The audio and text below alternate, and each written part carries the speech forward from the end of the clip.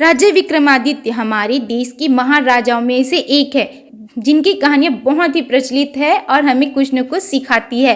मैंने इससे पहले राजा विक्रमादित्य के बारे में एक वीडियो और बनाई है, उसका लिंक डिस्क्रिप्शन में है, आप वहां से जाकर चेकआउट कर सकते हैं। ये उसका अगला भाग है। तो करते हैं स्टार्ट। राजा विक्रमादित्य ठहर गए और सोचने लगे कि ये कौन है। देव सामने आ गया। कौन है तू जो आधी रात के समय धारा नगरी में इस प्रकार छिपकर प्रवेश कर रहा है? मैं विक्रमादित्य हूँ, किंतु तू कौन है? मैं देवराज इंद्र द्वारा तैनात इस नगरी का रक्षक हूँ। देव ने कहा, यदि तुम विक्रमादित्य हो तो मुझसे मल्ल युद्ध करो। मुझे परास्त करके ही तुम इस नगरी में प्रवेश कर सकते हो।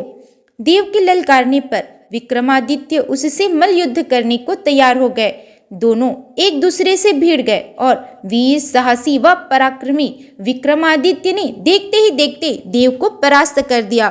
फिर उसके सीने पर सवार होकर बोले, बोलो अब क्या चाहते हो तुम? विक्रमादित्य ने उसे छोड़ दिया। बंधन मुक्त होने के उपरांत देव ने कहा, सुनो राजन, बहुत समय पूर्व इस राज्य पर चंद्रभान नामक एक राजा राज करते थे। तुम्हारे पूर्वजों ने उन्हीं राजा से यह राज्य छीना था। राजा एक बार जंगल में शिकार खेलने गए तो उन्होंने देखा कि एक योगी वहां एक वृक्ष से उल्टा लटक कर तपस्या कर रहा है। वह केवल धुआं पीकर ही जीवित रहता था। इसके अतिरिक्त वह न कुछ खाता था न पीता था। राजा चंद्रभान उस सन्यासी से अत्यधिक प्रभावित हुए और वापस लौटने पर उन्होंने अपने दरबारियों से भी इस बात का जिक्र किया। उस समय दरबार में राज नर्तकी भी उपस्थित थी। राजा कह रहे थे, यदि कोई उस सन्यासी की तपस्या भंग कर देगा तो हम उसे 1,00,000 स्वर्ण मुद्राएं देंगे। राज नर्तकी ने पूछा, महाराज, क्या मैं भी ऐसा कोई प्रयास कर सकती हूँ? हाँ, कोई भी कार्य को करने के लिए स्वतंत्र है। यदि ऐसी बात है तो मैं आपको वचन देती हूँ महाराज कि मैं उस तपस्वी का तप भंग करूंगी तथा उससे एक पुत्र उत्पन्न कराकर और उसी के कंधे पर बैठाकर आपके दरबार में लेकर आऊंगी। ठीक है, हमें तुम्हारा प्रस्ताव स्वीकार है, महाराज ने कहा, किंतु यदि असफल हो जाओ तो फिर कदापि हमें अपनी सूरत न दिखाना। नर्तकी चली गई। दूसरे दिन वह उस वन में जा पहुंची जहां वह तपस्वी तपस्या कर रहा था। वह उस समय भी वृक्ष पर उल्टा लटका अपनी साधना में लीन था। नर्तकी उसे अपने हाथों से व्यंजन बनाकर खिलाने की बात सोचकर जंगल में बनी अपनी कुटिया पर गई। वहां आकर उसने हलवा बनाया और जाकर साधना में लीन तपस्वी के मुंह में डाल दिया। तपस्वी ने आंखें खोली और नर्तकी को देखा तो देखते ही रह गए। फिर तो यह रोज का सिलसिला बन गया। एक दिन तपस्वी ने सोचा कि यह सब बकवास है। इतनी सुंदर नारी निस्वार्थ भाव से मेरी सेवा में लीन है और मैं यहाँ इस पेड़ पर उल्टा लटका हुआ हूँ। वह उसी समय पेड़ से उतर आया और नर्तकी से पूछा, तुम्हारा घर कहाँ है? यही करीब ही मेरी झोपड़ी है। मेरी इतनी सेवा क्यों करती हो? क्षमा करे, मैं आप पर मोहित हूँ और चाहती हूँ कि जीवन भर आपकी सेवा करूँ। तपस्वी उसकी बातों में आ गया। फिर उसके साथ उसके घर चला गया। दोनों पति पत्नी की तरह रहने लगे। कुछ समय बाद वेश्या गर्भवती हो गई और उसने समय आने पर एक सुंदर बच्चे को जन्म दिया।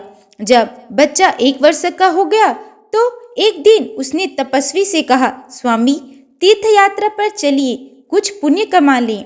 तपस्वी मान गया। नर्तकी उसी बातों में लगाकर राजा चंद्रभान के दरबार में ले आई। तपस्वी ने वेश्या से उत्पन्न पुत्र को कंधे पर बैठा रखा था। राजा चंद्रभान नर्तकी को देखकर चौंक पड़ा।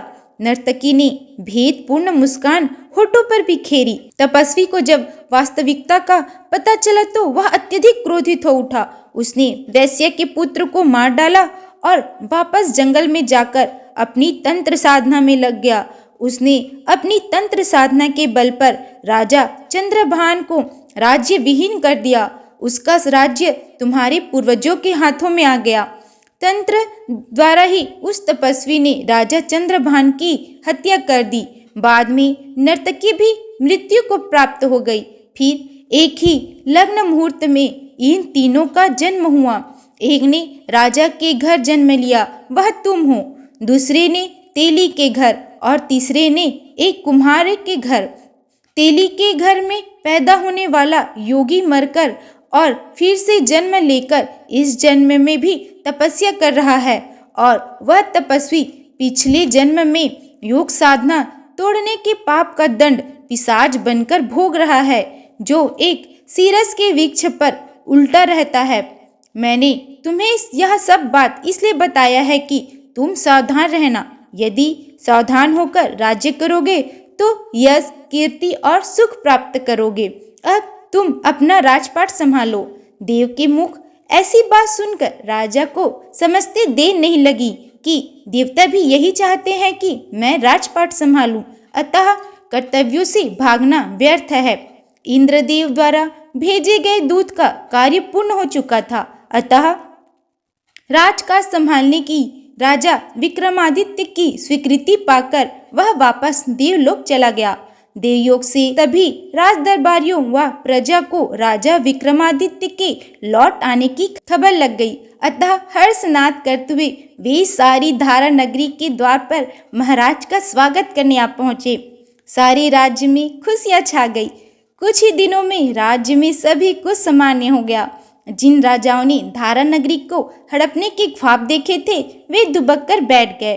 फिर एक दिन ऐसा हुआ कि महाराज विक्रमादित्य के दरबार में शांतिशील नामक एक योगी आया। उसने राजा विक्रमादित्य को एक फल दिया। कुछ पलों तक वह बिना कुछ बोले दरबार में खड़ा रहा, फिर चला गया। उसके जाने के बाद राजा विक्रमादित्य ने सोचा कि कहीं यह वही योगी तो नहीं जिसके विषय में देव ने संकेत किया था। उन्होंने सोचा कि कहीं यह बदला लेने ही ना आया हूँ। तब राजा ने भंडारी को बुलाकर वह फल उसे दे दिया और कहा, इसे संभाल कर रखना। भंडारी फल लेकर चला गया और उसने उसे भंडार गृह में रख दिया। दूसरे दिन योगी फिर आया और एक फल विक्रमादित्य को देकर चला गया। वह योगी कई बार आया, हर बार राजा विक्रमादित्य को एक फल देकर चला जाता। एक दिन राजा विक्रमादित्य की उत्सुकता जागी और उन्होंने वह फल कटवाया। फल के कटते ही उसमें से एक हीरा निकला, जिसे देखकर सभी दरबारी आश्चर्यचकित रह गए। फिर राजा विक्रमादित्य ने एक एक करके सभी फल कटवाए। आश्चर्य, प्रत्येक फल में एक हीरा निकला। अब तो विक्रमादित्य की हैरानी का ठिकाना न रहा। उसने तुरंत जौहरी को बुलाकर वह हीरे दिखलाए, तो जौहरी ने बताया कि ये हीरे बेशकीमती है। अगले दिन वह योगी फिर आया तो राजा ने उससे उन हीरों की चर्चा की। तब योगी हंस पड़ा और बोला, राजन, यह सब योग बल रही है, लेकिन वे फल मुझे देने का आपका मकसद क्या है? किस उद्देश्य से आपने मुझे वह फल दिए हैं? राजन, योगी बोला, मैं योग साधना कर रहा हूँ। अभी तो यह एक सिद्धि ही मेरे हाथ आई है। यदि तुम मेरा साथ दो तो तुम्हारे पास कुबेर का खजाना हो जाए। उत्सुक होकर विक्रमादित्य ने पूछा, तो फिर बताइए कि मुझे क्या करना होगा? राजन, मैं कृष्णा नदी के तट पर स्थित शमशान में योग साधना कर रहा हूँ। यदि तुम मेरा साथ देना चाहते हो तो तुम्हें अकेले ही उस शमशान में आना होगा। तभी मैं तुम्हें बताऊंगा कि तुम किस प्रकार मेरी सहायता कर सकते हो। ठीक है, मैं अवश्य आऊँगा, मगर मुझे कब आना होगा? भादो बदी 14 को विक्रमादित्य ने योगी का निमंत्रण स्वीकार कर लिया। फिर निश्चित दिन और समय पर हथियार आदि से युक्त होकर वह निश्चित स्थान पर जा पहुंचा। योगी उसी का इंतजार कर रहा था। उस समय शमशान का वातावरण बड़ा ही भयानक था। चारों ओर डाकनी, साकनी, भूत, प्रेत आदि का भयंकर सुर सुनाई दे रहा था, मानो वे विक्रमादित्य को वहां आने से रोकना चाहते हों। किंतु राजा विक्रमादित्य साहसी, पराक्रमी थे। वे बिल्कुल भी नहीं डरे और योगी के पास जा पहुंचे। उनका साहस देखकर योगी राज प्रसन्न हो उठा। कहिए योगी राज, मेरे लिए क्या आज्ञा है? राजन, यहाँ से 2 कोस की दूरी पर दक्षिण दिशा में एक मुर्दा एक वृक्ष पर उल्टा लटका हुआ है। तुम उसे अपनी पीठ पर लाद कर यहाँ ले आओ। विक्रमादित्य उसके द्वारा बताई गई दिशा में चल दिए। वह रास्ता बड़ा ही बीहड़ था। रास्ते में भूत प्रेत नाच रहे थे। जगह जगह पर भयानक काले नाग फुंकार कर रहे थे, मगर विक्रमादित्य को किसी की भी परवाह नहीं थी। वह तलवार हाथ में लिए बेधड़क आगे बढ़े जा रहे थे। फिर 2 कोस दूरी पर जाकर उन्होंने देखा कि सीरस के वृक्ष पर सचमुच एक मुर्दा उल्टा लटका हुआ था। राजा विक्रमादित्य ने उसकी रस्सी काटी और पेड़ से उतारकर कंधे पर लाद लिया। तभी वह मुर्दा खिलखिलाकर हंस पड़ा। फिर वह उनके कंधे से उड़कर पुनः उसी पेड़ पर जा लटका।